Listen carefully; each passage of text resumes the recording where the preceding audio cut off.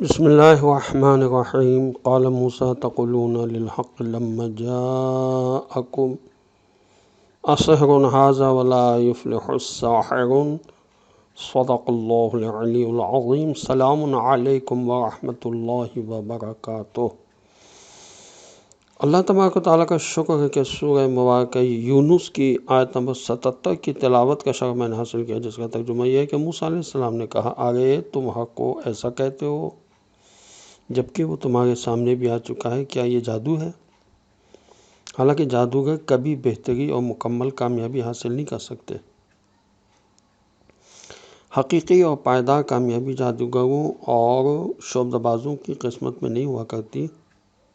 یہ باتیں تھوڑی سی دیر کے لیے محفل کو گرما تو سکتی ہیں، مگر اخلاق و کردار، علم و عرفان سے خالی یہ شعبدہ بازیاں کسی ٹھوس اور پائیدار کامیابی سے ہمکنار نہیں کر سکتی، کیونکہ ان سے قلب اور نفس کی اصلاح تو کیا ہوگی، بلکہ تھوڑی سی شہرت اور کامیابی سے کبر اور سرکشی میں اضافہ ہو جاتا ہے، قلب کی ماہیت مزید بگڑ کر مسخ ہو جاتی ہے۔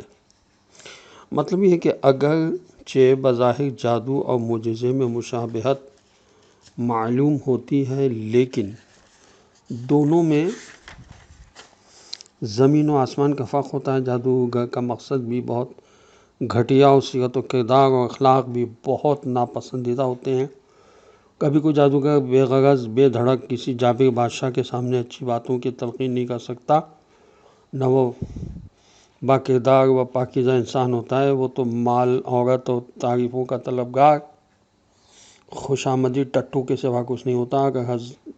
اگر حضرت موسیٰ علیہ السلام کی جگہ کوئی جادوگر فرعون کے پاس آتا تو پہلے وہ درباریوں کی خوب خوش آمدیں اور خوب تعریفیں کرتا، ان کی خدمتیں بجا لاتا، بڑی ذلتوں کے ساتھ ان کو سلامیاں پیش کرتا، چیخ چیخ کر ان کی درازی عمر کی دعائیں دیتا، پھر بڑی منت و سماجت کے ساتھ ان کے سامنے یہ درخواست کرتا کہ مجھے نہ کسی طرح فرعون سے ملا دیجیے۔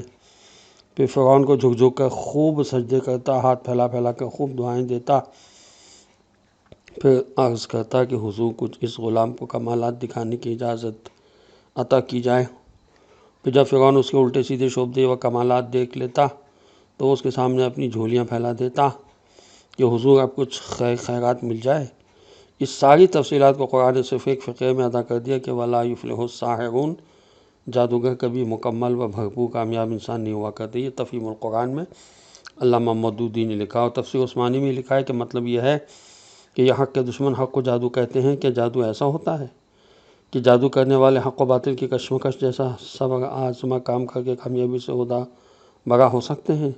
جادو اور معجزے میں فرق کرنا ایسا ہی ہے جیسے کوئی سونے اور پیتل میں فرق نہ کر سکے۔ بھلا پیغمبروں کے روشن چہروں، پاکیزہ اخلاق، نور تقوی، عزم و ہمت، صبر و شجاعت، علم و عمل کے سامنے جادوگری اور شعبدہ بازی کیا حقیقت رکھتی ہے؟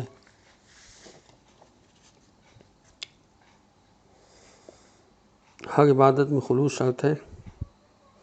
جب انسان صرف اور صرف اپنے پروردگار کی رضا کی خاطر کوئی فعل انجام دیتا ہے تو خدا بھی اس کے عمل کو قبول کر کے اپنا عذاب اسے دور کر دیتا ہے۔ صدقے کے بارے میں ارشاد رسول اکرم صلی اللہ علیہ وسلم ہے، پوشیدہ طور پر دیا جانے والا صدقہ پروردگار کے غضب کی آگ کو بجھا دیتا ہے۔